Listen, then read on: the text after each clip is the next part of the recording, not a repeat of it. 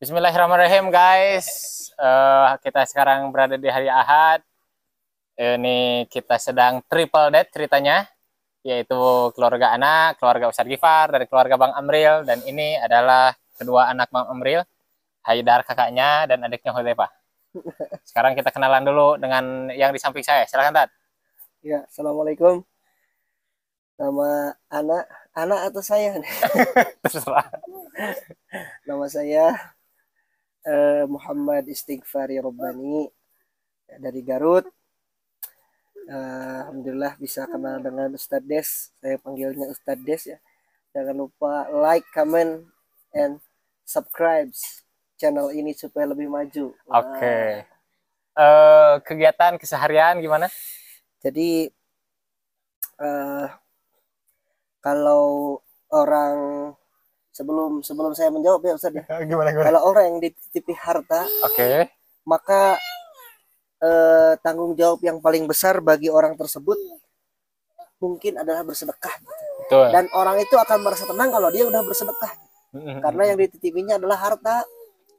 Kalau orang dititipi ilmu, misalkan ilmu dalam Al-Quran, ilmu dalam bidang lainnya, maka mungkin kalau dia tidak mengajar, dia tidak mengajarkan Al-Quran, maka akan terasa kurang gitu.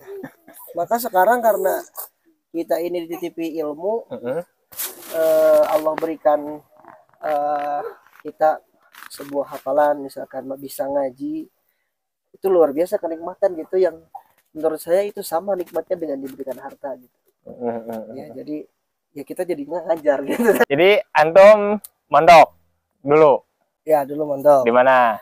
Dulu saya mondok di pesantren Al-Ma'atuq. Oh, Di mana tuh? Sukabumi. Sukabumi. Lulus tahun 2016 atau 17 ya.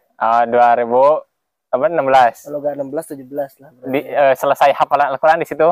Selesai di situ. Alhamdulillah gitu kan, selama di pondok kita menghafal Quran gitu. Saya masuk seperti komunitas menghafal Quran, dapat beasiswa, dan alhamdulillah selesai gitu ya selesai hafalan Al-Quran, khotam. Nah, saya melihat beberapa contoh guru-guru saya gitu. Dari background apapun, kalau dia hafiz Quran, ujung-ujungnya jadi guru Quran. Iya. Nah, gitu loh. Akhirnya saya ambil keputusan, saya ingin fokus di satu bidang yang saya bisa.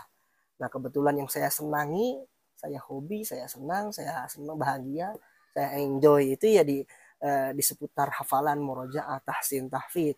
Artinya saya fokus di situ, dan berarti kan tidak mesti saya ngambil syariah yang lain gitu, karena saya ingin fokus di pengajaran Al-Quran. Jadi riset membuktikan berapa persen banyak di Indonesia itu orang yang belum hafal Al-Quran. Berarti kebutuhan terhadap membaca Al-Quran itu lebih besar dibanding ilmu syar'i. Ilmu syar'i ceramah sudah di mana-mana. Iya, benar. Tapi yang bisa mengajarkan Al-Quran, huruf itu sedikit kan. Nah, kalau Anda punya Quran, Anda hafal 5 juz, 10 juz, Anda bisa jadi bintang itu. Anda bisa jadi bintang di tempat Anda tinggal. Kalau Anda di pondok hafalnya cuma 5 juz misalkan, Anda ketutup sama yang hafal 10, 20, 30 gitu kan. Anda kalau keluar Anda yang jadi bintang gitu. Gitu. Jadi jangan samakan dunia pondok dengan dunia luar gitu. Asalkan Anda serius mempelajarinya gitu. Nah, akhirnya kan pas kita ke UIN, dulu ada pernyataan, kamu gimana kalau di UIN nanti belajarnya itu kan banyak akhwat gini murojaah. Saya di kelas saya murojaah, walaupun teman-teman akhwat saya mengelilingi gitu. Kamu ngapain ngaji di kelas gitu kan. Alhamdulillah saya ngaji gitu bisa. Dan justru saya mulai memperbaiki hafalan itu, kemudian mengujinya dalam musabaqah. Itu dimulai saat saya kuliah di UIN. Dan saya bisa gitu. Ketika kita dimanapun berada nih, tugas kita itu ad-da'watu ila sabilil haq gitu. Kalau tugas itu kita udah laksanain di tempat kita masing-masing gitu loh. So, yang ceramah ya yang bisa ceramah, nanti kita yang bagian imam, gantian gitu kan. Ya, artinya kita bahagia gitu loh. Kita bahagia dengan apa yang kita bisa gitu. Terus kelebihan pula ini di umum ya, kuliah yang di umum gitu kan. Itu kita bisa lebih mengenal banyak tipe-tipe orang gitu.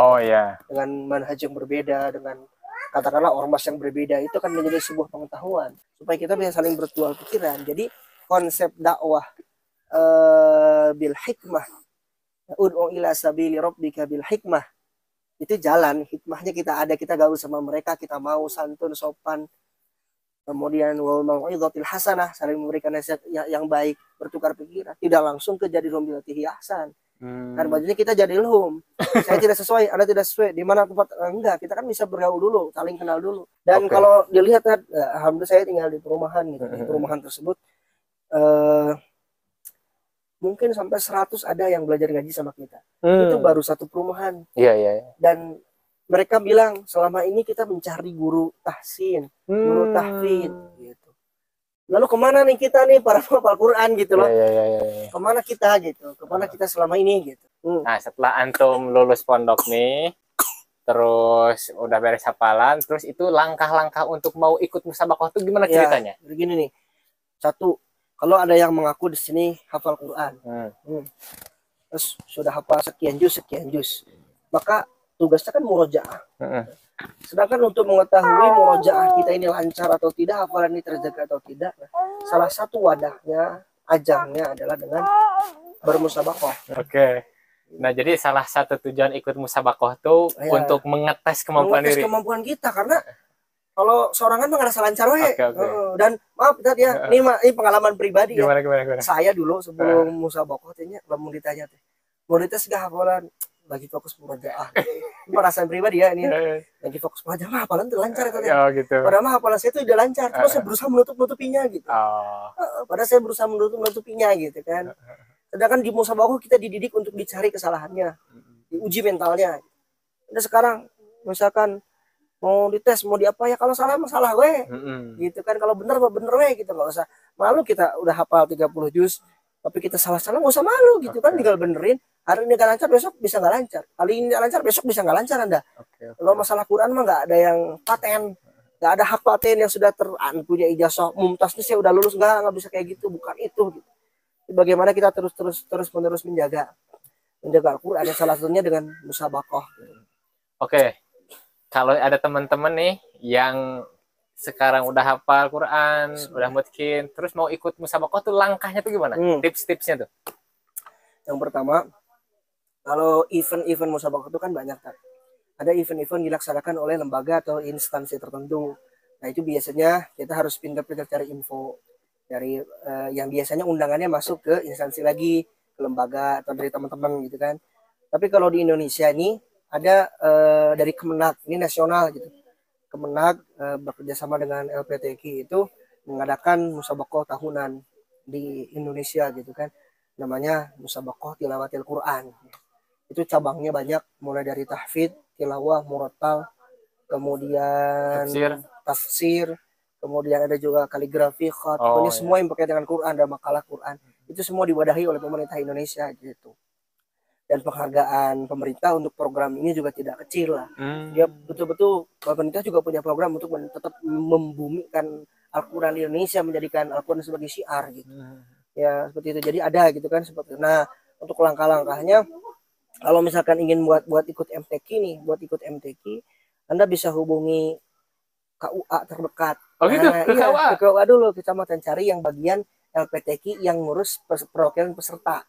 Tanya aja kapan, misalkan di kota Anda di kota Bogor, kapan Kabupaten Bogor atau Kota Bogor mulai tingkat kabupaten atau kotanya. Nah, nanti Anda kalau menang di tingkat kabupaten atau kota, Anda naik mewakili kabupaten atau kota tersebut ke tingkat provinsi. Nanti kalau di provinsi Anda menang lagi kelas 1, Anda mewakili provinsi tersebut, Jawa Barat misalkan, untuk pergi ke kancah nasional. Gitu. Menang lagi di nasional, ke internasional. Sebagian dipilih. Biasanya diseleksi antar juara per tahun. Saya juara satunya tahun 2018 sama 2019, mana yang lebih bagus. Tarik yang ini. Atau kalau nes internasional 30 juz ada di Maroko dan di Dubai.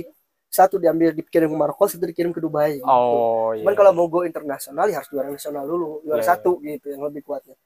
Nah, jadi itu kalau di MTQ ya, MTQ, dan Anda akan melihat benar-benar kemampuan Anda tuh di MTQ, serius. Banyak orang-orang yang mungkin nggak Anda sangka mereka hafal Quran. Gitu. Serius. Saya pernah melihat ya orang, ya maaf ya, secara fisik mah pakai sarung compang-camping, baju putih genek, sederhana sekali ya, wajah gitu kan, peci miring gitu kan, peci miring, wah, pokoknya tidak terlihat seperti ustadz yang bagaimana gitu ya. Ini mah cerita nyata, tapi masya Allah saat ngaji hafalannya lancar, Bacaannya mantap sekali. Jadi itulah supaya kita tuh nggak ngerasa kita paling baik gitu. Nah itu hikmah musabaqah itu kita tawadu. Kan tingkatan terakhir dari menuntut ilmu tuh seperti menyelam laut kan tadi. Semakin kita ke dalam semakin tahu kita ini kecil. Bahwa laut itu luas nggak kelihatan mana ujungnya, nggak ada ilmu gitu. Akhirnya nanti timbul dari kita sifat tawadu. Kalau orang buka baburia, kalau bagi saya itu menambah motivasi dan menambah sifat ketawaduan kita bahwa kita ini kurang. Kita ini kurang dan masih banyak yang lebih baik dari kita gitu. Itu masalah musabaqah. Terus betul, pengalaman lain, katanya antum juga pernah jadi pembina di Hafidz Indonesia. Gimana tuh ceritanya tuh? Ya jadi gimana ya? Jadi ya itu bagian dari syiar tadi kan. Tahun berapa tuh? Tahun berapa tuh? 2019 2020. Ya, 2019 2020 2021 saya tolak waktu itu soalnya. Oh, 2021 saya tolak Covid. Oh. Ya, 2022 nggak tahu nih sekarang. 2022 udah lewat. Saya nggak ikut lagi. Tinggal 2023 nggak tahu ya. Saya 2023. Oh, jadi 2 kali. 2 tahun. 2019 2020. Gimana cerita awalnya 2019 tuh? Iya, pokoknya gini ya. Tadi kan saya bilang kita bisa jadi bintang di bidang kita, tapi harus fokus satu bidang. Saya nggak pernah nyangka gitu loh bisa kerja, ya pernah punya pengalaman membantu mensukseskan acara, bukan bekerja ya, membantu jadi tim mensukseskan acara Hafidz Indonesia gitu. Yang dulu cuma saya tonton, saya yang orang dari kampung gitu ya, tiba-tiba bisa ada panggilan, ada kenalan yang membawa saya ke situ gitu. Itu nggak pernah saya sangka gitu. Temu dengan artis gitu kan, misalkan kan bintang tamunya banyak.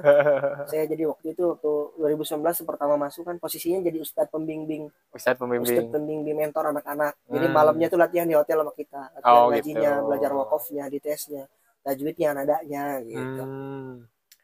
Suatu ketika nih ada artis nih, tapi ada artis nih pokoknya mah datang jadi bintang tamu. Bukan Irfan Hakim tapi artis bintang tamu. Saya mau foto sama dia gitu ya. Saya mau foto sama dia. Saya bilangnya kak gitu. Dia lihat saya kan pakai peci, pakai itu gitu kayak ustad gitu. Dia langsung salim sama saya. Terus. Salim. Saya malu lah. Saya mau minta foto sama kamu gitu kan. Malah disalimin gitu kan. Terus. Itu kan bukti bahwasanya Allah mengangkat derajat orang-orang yang betul-betul gitu, orang-orang yang hafal Al-Qur'an. Artinya tidak kenal pun mereka udah langsung menghormati. Padahal siapa kita mereka kenal. Ketika lihat kita itu adalah seorang, katakanlah ya, notabene di situ lagi ustadz gitu, langsung hormati. Perlu usianya jauh, saya lebih muda daripada artis itu gitu. Tapi foto jadi foto. Foto. Masya Allah. Boleh ya, luar biasa gitu, serius. Terus saya waktu itu masuk ke ruang controller. Artinya kalau bisa ada bacaan anak yang salah, yang fatal, nanti kita minta ini di-cut. Atau kalau misalkan ada dewan hakim yang salah mengucapkan atau gimana, kita cut. Dan kita hubungan sama Kak Irfan langsung pakai itu, ada yang ada yang ngawas, cuma kita jadi pengawasnya gitu loh. Oh soal ini benar, soal ini betul, soal ini salah, ini kurang gitu. Jadi kita supaya membimbing juga host supaya nanti bisa mengarahkan peserta itu gimana gitu. Gitu. Itu kan sesuatu yang mungkin saya lulusan pondok, nggak pernah belajar informatika, nggak pernah belajar TIK, nggak pernah berhubungan komputer juga jarang, nggak pernah ikut broadcasting, apalagi kerja dari TV kayak gitu, tapi dari Al-Quran bisa. Dan itu salah satu jalan yang Allah kasih gitu. Dan mungkin jalannya bukan itu aja, banyak jalan-jalan lain yang mungkin dari Al-Quran ini bisa Anda capai. Anda jadi arsitek, Anda bisa mungkin kerja di perusahaan jadi imam, Anda bisa kerja di kapal pesiar jadi imamnya, Anda bisa ke luar negeri, ke Jepang, ke Amerika, di sebuah perusahaan ngajarin Quran buat para mu'alaf.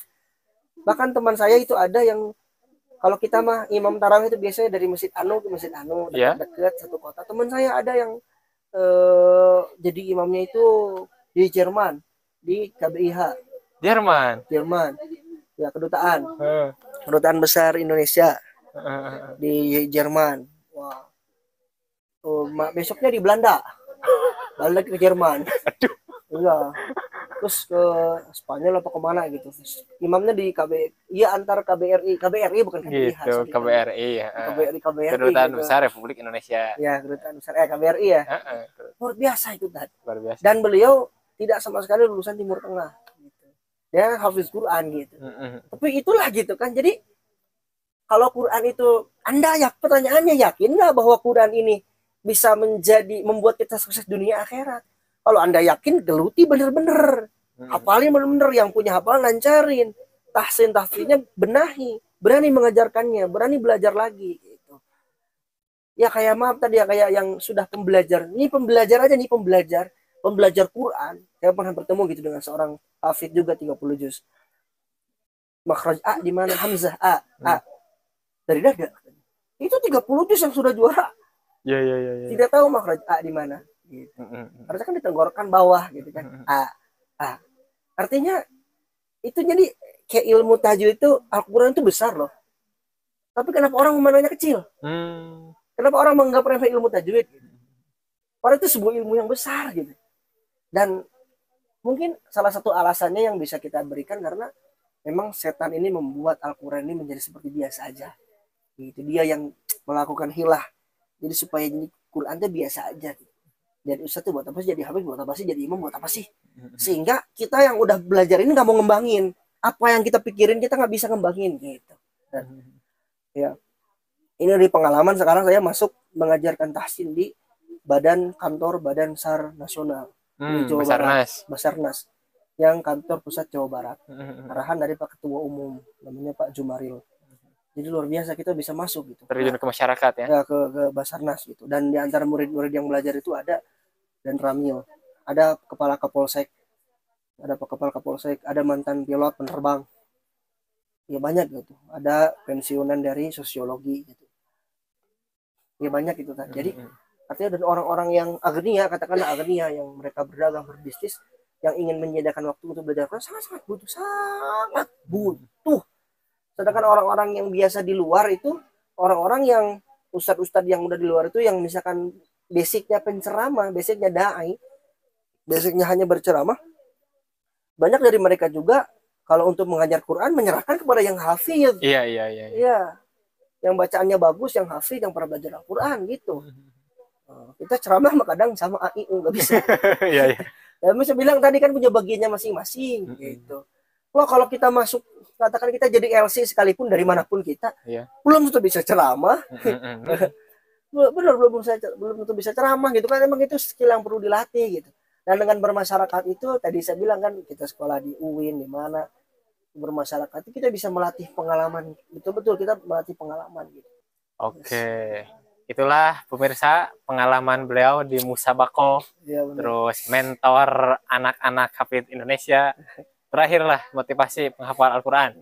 Ya, jadi untuk para penghafal Al-Quran, pertama ketika kita lihat orang lain diberikan sebuah harta, mobil Pajero lah misalkan, atau rumah tingkat lah gitu, yang besar, yang keren, yang mantep gitu.